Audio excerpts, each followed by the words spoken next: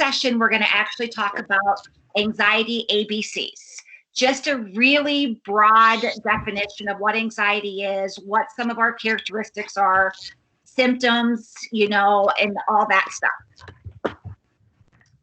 So causes of anxiety, so there are some people that are prone to anxiety and there are some people that aren't. So it really depends on whether it's genetic or environment. So it's the whole nurture versus nature. There are some signs that, some evidence that it is genetic, but then also the environment is what pulls it out. So just because it's in your genes does not mean that you're going to get anxiety. It depends on what the environments are. Some is your personality. We'll kind of get into that a little bit later about how we view things and how we take a look at what our perceptions are and how that actually plays into things. Then it's like early life events, traumatic ones. And then finally, while we're all online, is because the catastrophic event of this pandemic and what it's doing not only to the United States, but to the world. So what is anxiety? Okay. Believe it or not, we are all supposed to have anxiety. It is normal. It is basically the way that our brain tells us or makes us or keeps us safe. Okay. However, in times like these, it actually will go into more of an excessive fear or an anxiety. Okay. It's feelings of nervousness and anxiousness.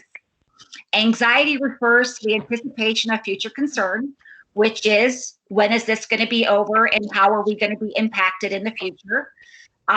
It's also associated with some muscle tension, physical symptoms, as well as avoiding behavior. Fear is an emotional response to an immediate threat and is more associated with the fight, flight, and freeze reaction. And later on, I'm actually going to talk a little bit about where in the brain anxiety is housed and how that is all, in correlation with fight, flight, or freeze. And again, anxiety concurs with depression.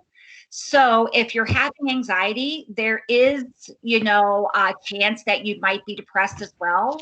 And the reason being is that with anxiety and depression, they have overlapping symptoms. So I always like to tell people, what comes first, the chicken or the egg?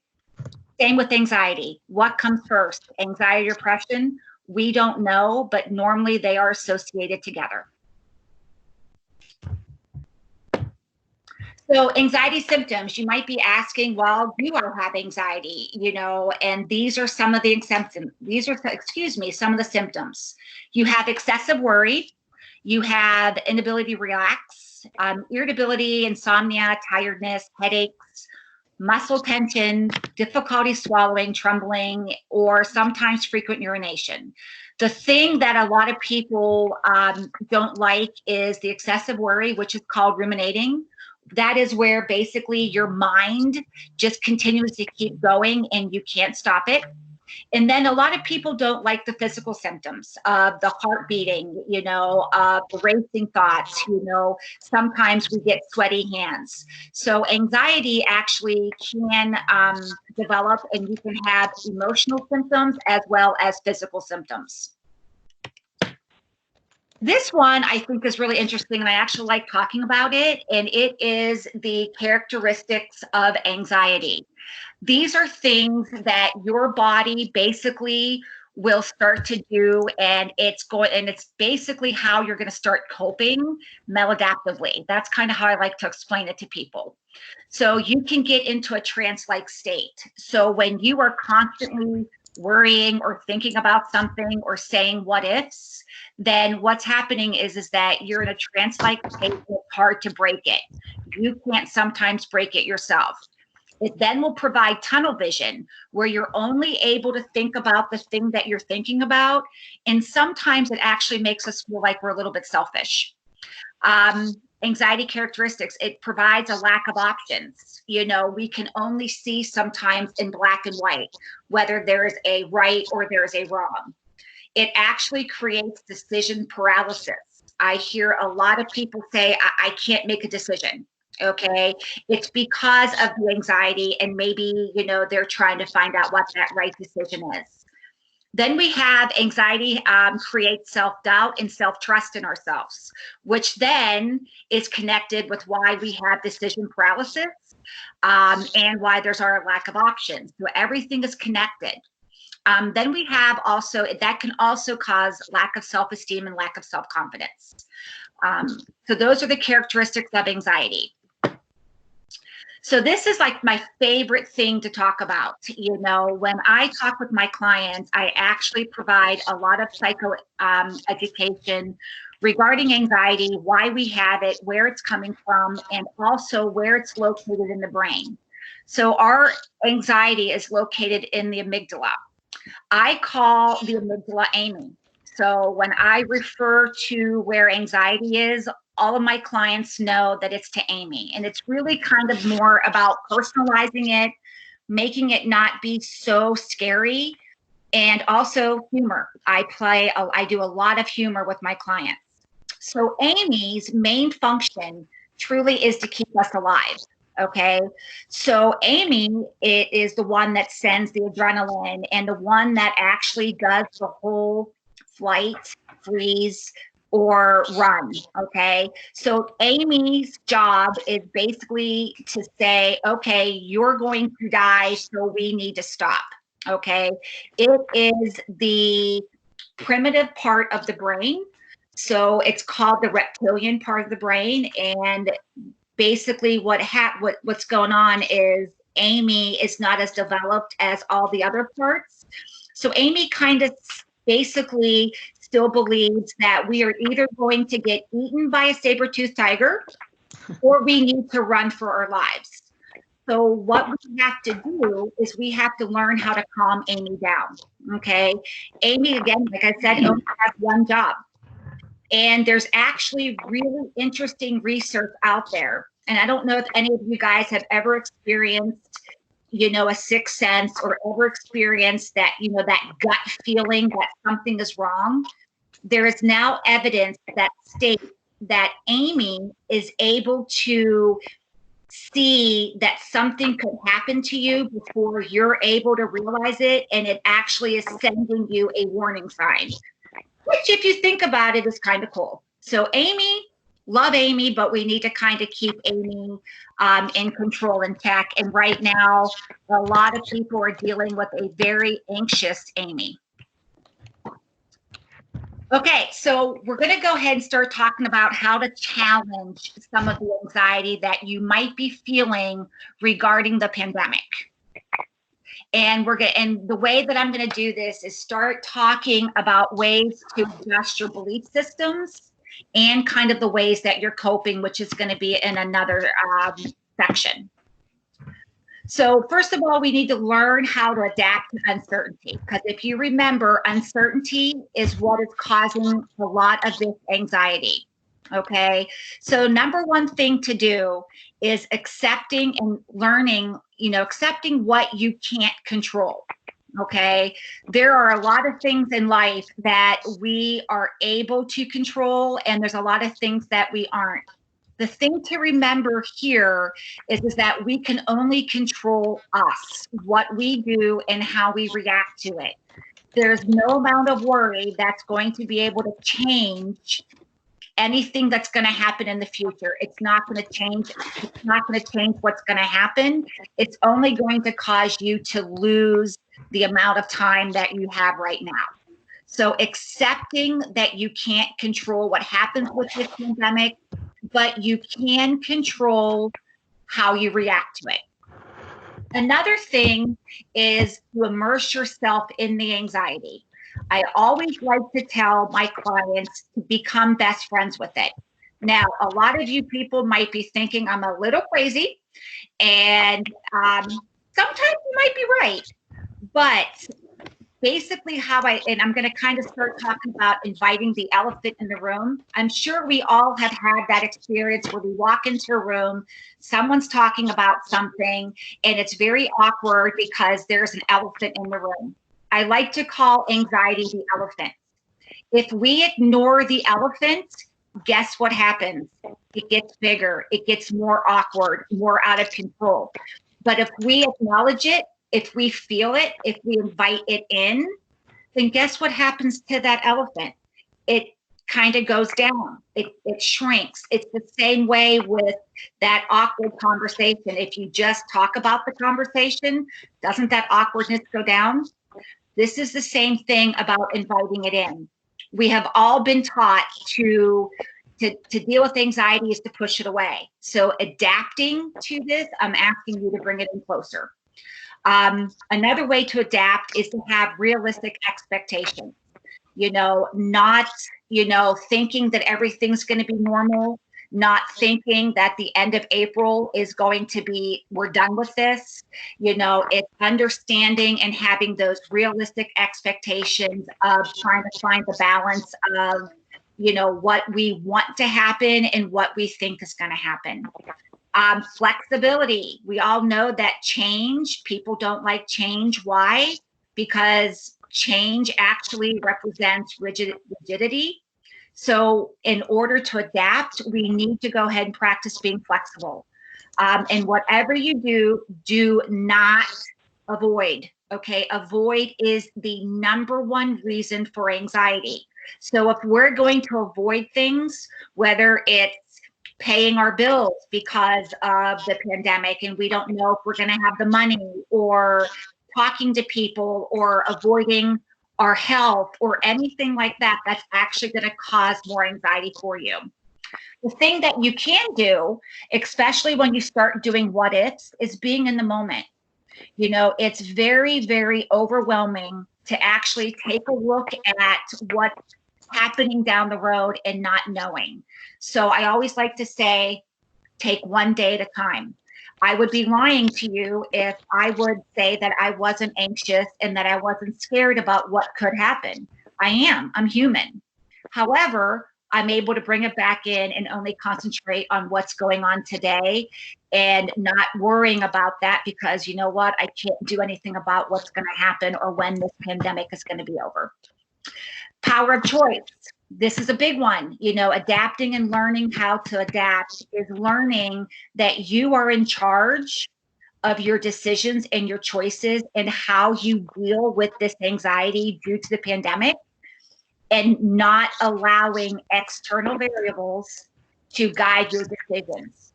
So anxiety would be considered an external variable.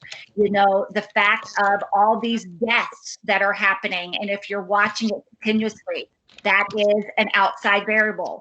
It's understanding that you're in charge, not everything else going around you. Okay. Another thing is positive self-talk. Being your own best friend instead of being your enemy. So the way to understand if you have positive or negative self-talk is if you make a mistake, what do you say? Oh, it's okay, I can try again, which would be positive. Or do you beat yourself up and call yourself an idiot? That depends. If you're negative, then we need to turn that more to positive. This is the same thing regarding the epidemic. If you're looking at something negative, then it is actually going to become negative. Providing evidence. The way to challenge anxiety is to actually get evidence. So I was talking to a client this morning, and I told her, I'm like, you know what, maybe we have to start looking at what some of the other countries are doing, China and Italy, and how they're flattening out the curve. That is the evidence. Instead of allowing our fear to take over, I'm asking to bring back the rational part of the brain instead of us leading with our emotions, which is where fear is based in. Self-trust. Learning to trust our decisions, learning to trust that whatever we do, we are going to get through this. We are all in this together. It's understanding that everybody is going through the same thing, and we're all going to come out in the end a bigger, stronger community. And then challenging distorted thinking. This is basically negative thinking. So I kind of talked to you a little about the positive and the negative self-talk, and I will actually explain it a little bit different a little bit later. But basically the way that we think, if it's distorted, the way that we perceive an activating event, which is going to be this pandemic, if we perceive it that the world is ending, then our thoughts, our emotions, and our behavior are all going to be negative. Okay, so we need to challenge that. We need to change that perception of the pandemic. I always like to talk to people about what are the benefits of this pandemic. There are some. So I challenge you to start thinking that, challenging to start adapting what we're talking about to this uncertainty and challenging our anxiety in order to find the good in what is coming out of this. Okay, so this is the next slide. Okay, so this is a question you need to ask to yourself. This is about perceptions. Are you stuck at home or are you safe at home? What are you saying to yourself? Okay, it's going to depend, like we were just talking about, how you're going to actually perceive what is going on. So this is the only chart that I have in here. So bear with me. I will actually explain, and I kind of already did, but this is called the cognitive behavioral model. This is basically what I do a lot of my interventions around, a lot of what I do for CBT. And basically what's going on is that our thoughts, our emotions, and our behavior are all connected. And it's connected by the perception of how we're doing regarding the activating event, which is kind of what I talked about regarding the pandemic earlier. Okay, so in order to change negative thoughts, emotions, and behavior, then we have to change the perception. When we do that, guess what happens to the anxiety? It goes down, because anxiety fuels off of negativity. Anxiety fuels off of emotions, right? Anxiety fuels off of some of our behavior. Are we avoiding? Are we thinking negative? Are we feeling like, are we feeling despair? Okay, so the whole thing about understanding connections is understanding how our thoughts, emotions, and our behavior are all connected together, and we actually have control over how we perceive events. Why is that important? Because right now we feel out of control because we can't control what's going on in the world, but we definitely can control how we are perceiving things. Okay, so these are some of the phrases that I say to myself or I tell a lot of my clients to do. So I call them challenging phrases. And what that means is this is phrases that you can use to challenge some of your negative thought processes, some of those characteristics that we've talked about that anxiety gives us. Okay, so I'm going to read these over because I really like these. You cannot control anything that happens to you except how you react to it. Life will always throw you curveballs. Adjust your stance. Okay. No amount of worry will change the outcome. Only action will. And I know that I talked about that. The only thing that you lose with worry is time. You can always pull a positive out of any negative life event. Okay. So when I talk to you about challenging you to find the benefits, this is what I mean. So for example, regarding myself, I actually love being able to not be so stressed at having to get ready, get out the door, take care of the dogs, pack my lunch. I can pretty much just walk down the hallway and I can, go to my office. My husband goes to his office down below, and then we meet in the middle for lunch. Kind of cool. Those are what my benefits are. What are yours? Are you still breathing? That is evidence that you believe that you need to believe that you can handle anything that is thrown your way. Again, anxiety robs us of self-trust, okay, and self-doubt, self-belief, okay? So I like to use, are you still breathing, as evidence. You're still alive, you're still here, which means however many years you've been alive, you have handled everything that's thrown your way. What makes you think you can't handle this?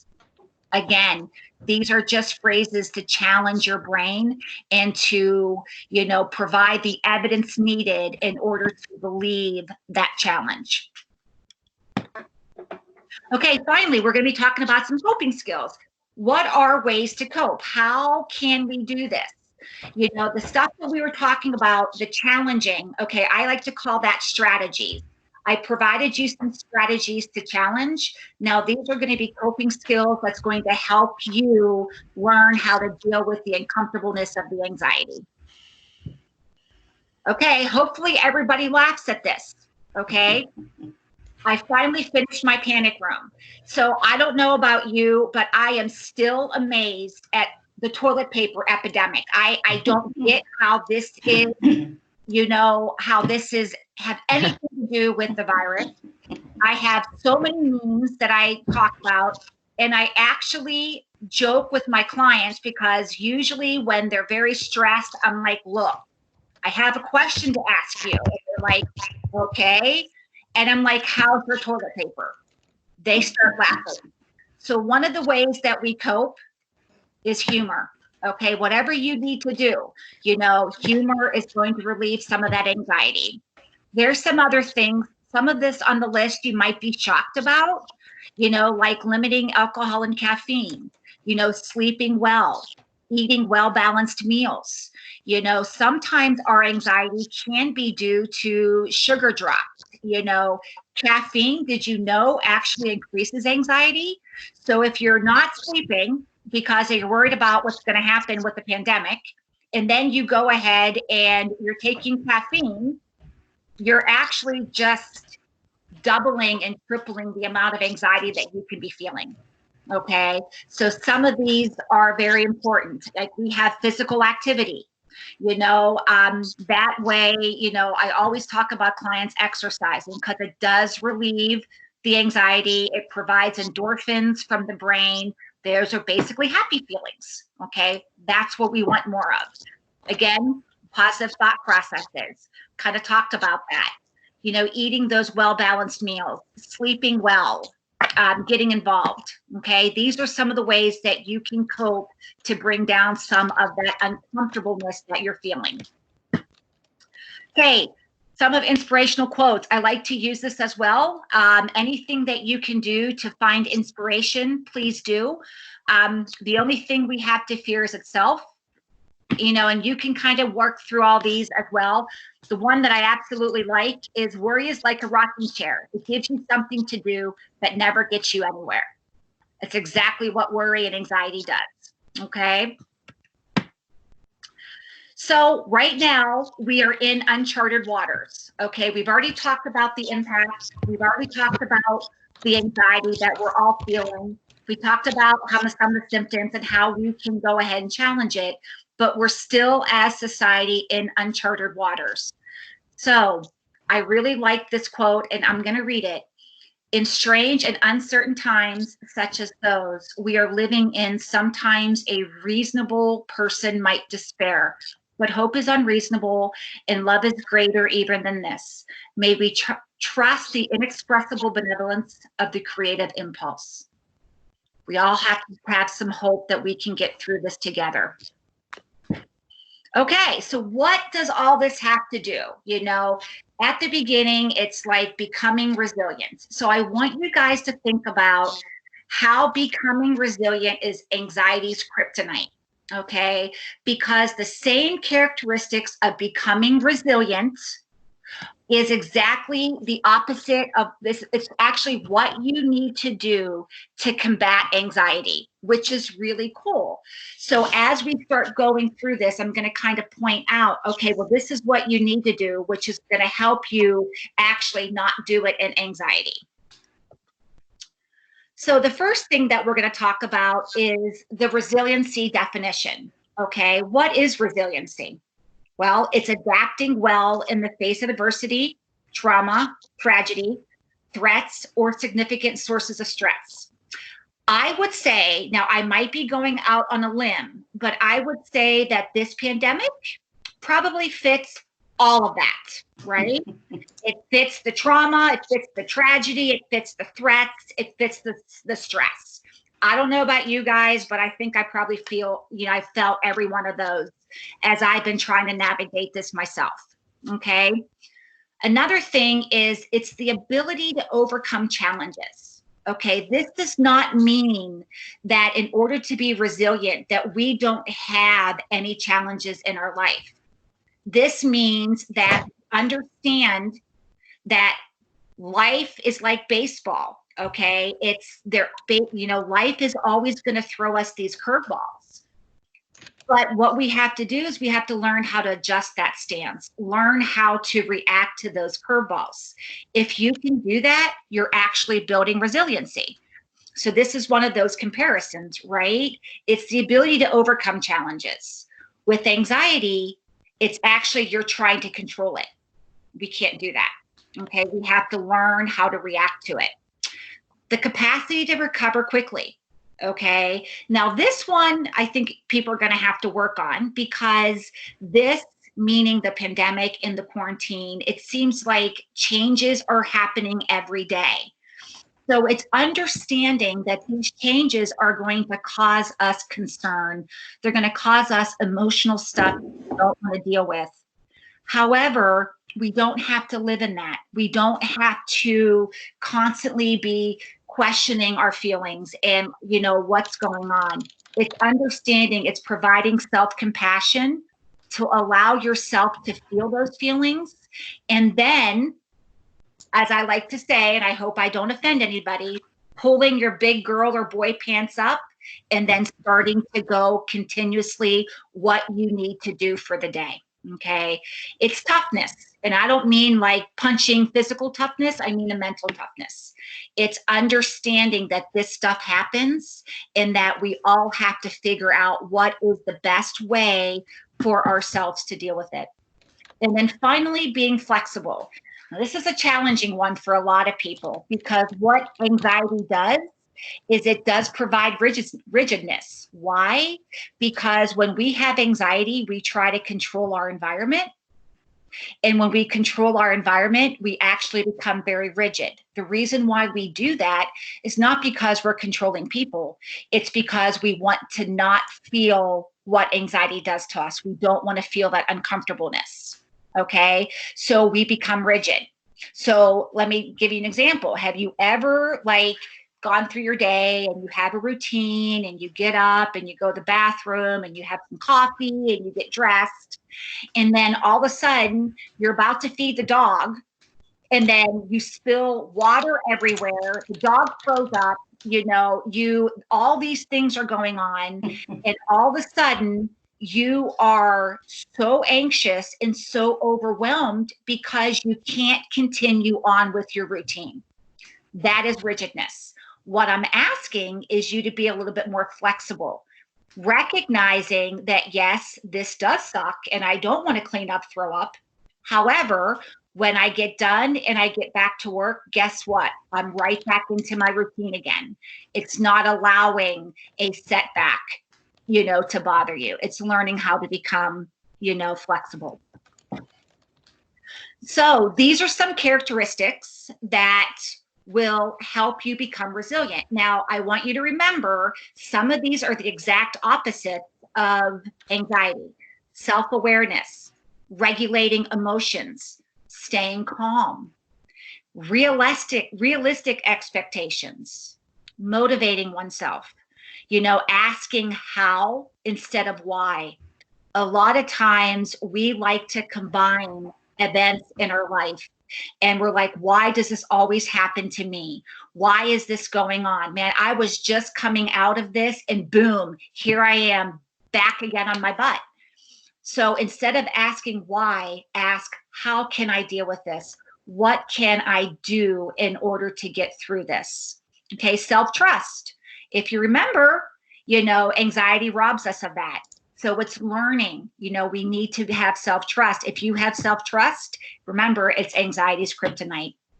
Finally, we have empathy, being empathetic, understanding not only what you're going through, but understanding what everybody else could be going through. Maybe having a little more patience, right? That is going to be empathy, because yes, it's hard, for us to provide that when we're anxious ourselves, but it is one of the resiliency characteristics. So you may be asking, how do you build resiliency, especially if you don't have the characteristics of it? Okay. Again, some of this stuff relates back to anxiety. So we build connections. We go out into the public. Now, I get the oxymoron there because we are all inside, the house. So what you do is you try to become a little bit creative, kind of like what I decided to do here, or what, Janet asked me to do, is do something on the web, FaceTime. I'm sure my mother-in-law might be a little embarrassed, but I'm going to talk about her. She actually told me that she and her friends have happy hour on Zoom. So they all sit there and they all still are able to see each other. They're able to connect. In this time of need, it went pretty good. There was only one big fella that came through that works in your. Let's make sure we're all muted. We might all need to be muted on the phones. Yeah. So it looked like everybody had been there too. So I was surprised, but looks like everybody in all the offices must have been in. Sorry, guys, hang on for a second. So how are you feeling? Huh. Okay, it's up to you. I mean, I don't know. Or do you want to go together?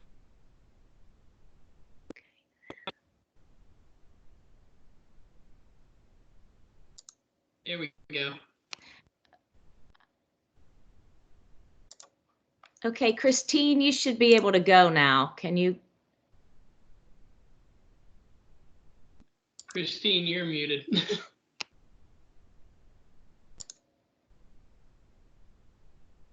Christine, if you unmute yourself, you ought to be good.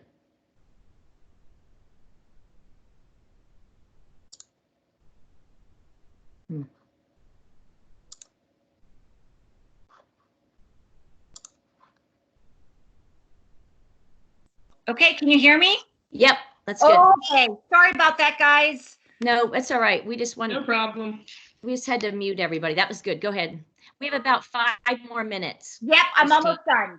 And that, guys, was learning how to adapt and be flexible. I could have broke down because of all this, but I didn't. So again, another example, right?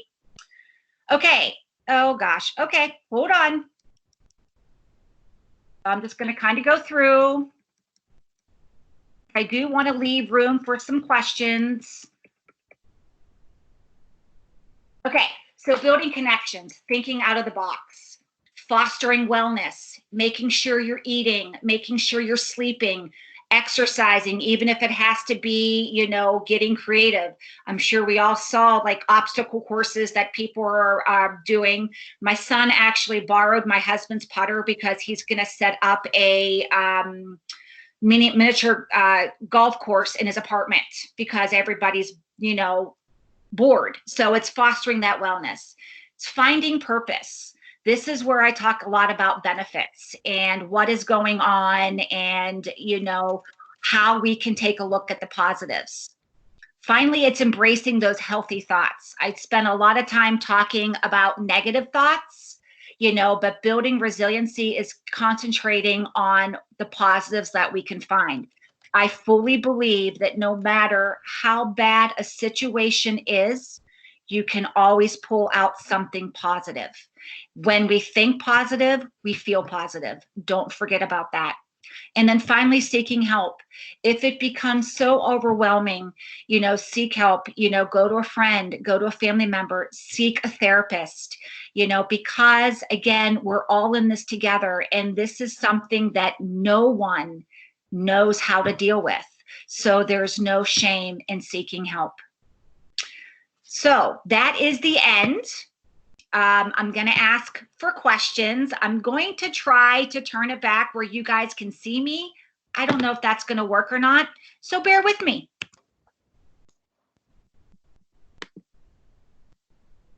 Do we have any questions that people would like to ask? Christine?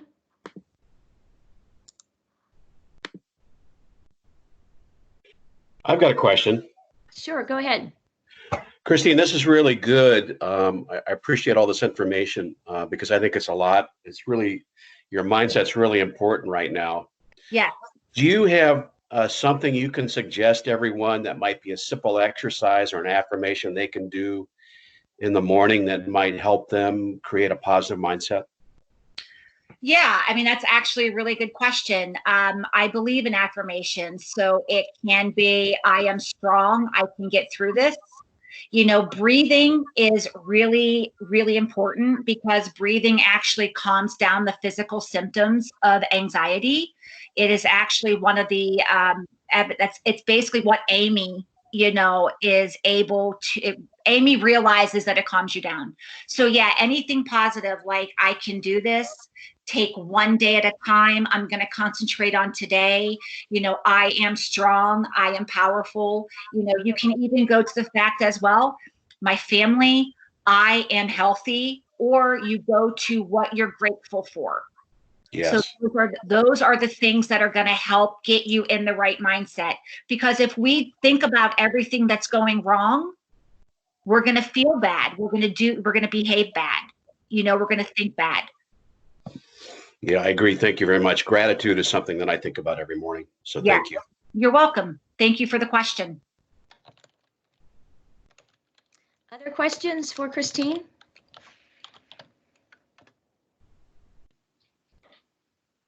Thank you so much, Christine. This was great. Well, Christine, thank you very much for your time with us. And everybody, thank you for joining us for the Coffee and Conversation. And again, we have Unpacking the CARES Act, which is coming up at 11 today. And then Christine will be back with us on Thursday at 11 a.m. for this same topic. So if you'd like to tell your friends or join in again with her, I'm sure she'd love to have you be part of it. Next week, there'll be more coming, Coffee and Conversations every Tuesday and Thursday. If you have any ways that the chamber can be helpful to you, please let us know. And everyone have a wonderful day. Thank you. Bye. Thanks, everyone. Thank Bye-bye. you, Christine.